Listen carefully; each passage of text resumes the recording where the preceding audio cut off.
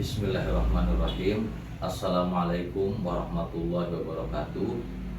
Yang terhormat Bapak CSA Teddy Lesmana SHMH, yang saya hormati rekan-rekan sekalian. Pada kesempatan ini saya akan menjelaskan mengenai bentuk negara yang cocok untuk Indonesia dalam rangka mewujudkan otonomi daerah yang baik.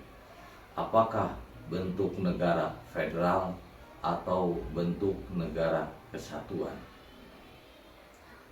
Kita semua sudah tahu bahwasanya timbulnya permasalahan-permasalahan di daerah akibat merasa tidak puas terhadap kebijakan-kebijakan yang telah dikeluarkan oleh pemerintah pusat, telah memunculkan kembali isu mengenai ketidakcocokan bentuk negara kesatuan yang selama ini dianut oleh Indonesia.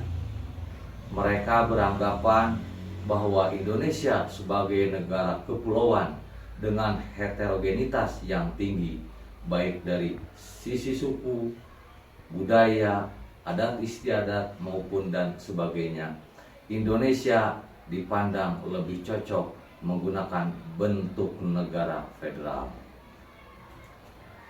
Akan tetapi kalau kita berkaca pada sejarah, ternyata para founding fathers telah sepakat bahwa bentuk negara Indonesia adalah negara kesatuan. Lantas, apa yang membedakan antara negara federal dengan negara kesatuan? Apa kekurangan dan kelebihan di antara bentuk-bentuk negara tersebut?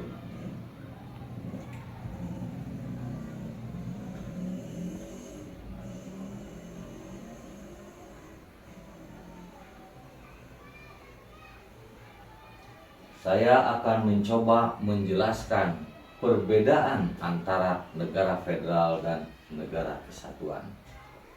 Negara federal adalah suatu negara yang menerapkan model pengaturan combined self-rule with share rule, atau kombinasi dari mengatur diri sendiri dengan pembagian pengaturan.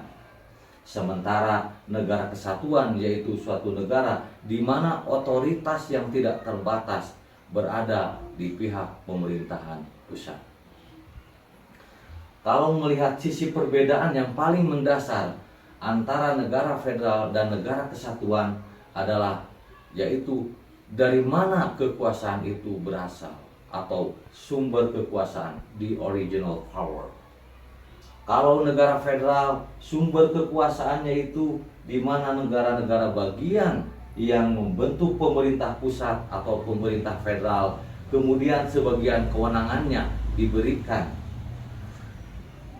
kepada pemerintah federal. Ini artinya bahwa ada kewenangan yang tidak diberikan kepada pemerintah federal, berarti menjadi kewenangan negara bagian.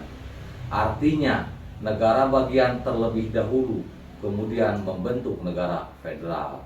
Adapun kewenangan yang diberikan ke negara federal adalah diantaranya seperti kewenangan mencetak uang, kewenangan pertahanan, kewenangan hubungan internasional, kewenangan moneter, dan lain sebagainya.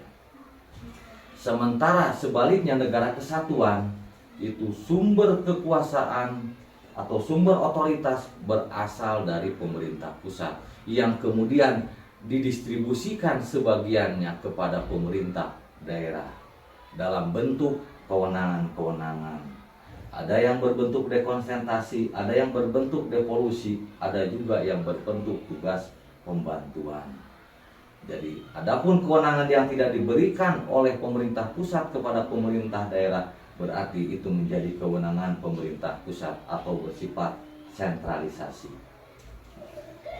Yang menjadi kelebihan bentuk negara federal adalah setiap negara bagian memiliki konstitusi, sehingga dapat mewujudkan kebijakan good governance sesuai dengan kondisi masyarakat di masing-masing negara bagian.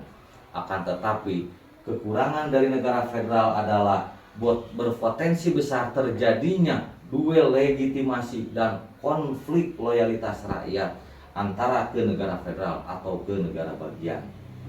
Adapun kelebihan dan kekurangan negara kesatuan, yaitu kelebihan negara kesatuan bahwa komando kekuasaan berada di pihak pemerintah pusat, baik di legislatif maupun di eksekutif, sehingga mereka pemerintah pusat bisa membuat aturan atau hukum yang homogen, yang bersifat nasional dan mengikat bagi seluruh rakyat yang ada di wilayah negara tersebut.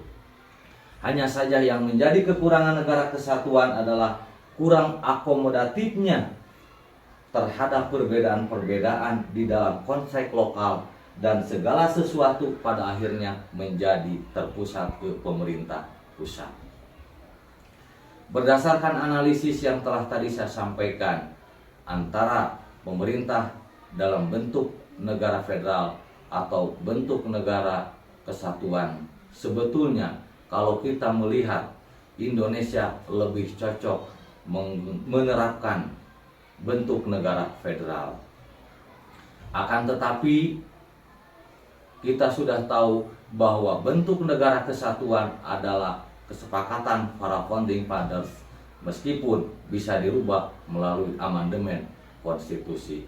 Hanya saja ketika negara kita merubah bentuk dari negara kesatuan menjadi negara federal pun, tidak ada yang bisa menjamin bahwa otonomi daerah bisa dilaksanakan dengan baik. Oleh karena itu, apapun bentuk negaranya, baik negara federal maupun negara kesatuan, selama pemerintah tidak melaksanakan politik akomodatif, yaitu memberikan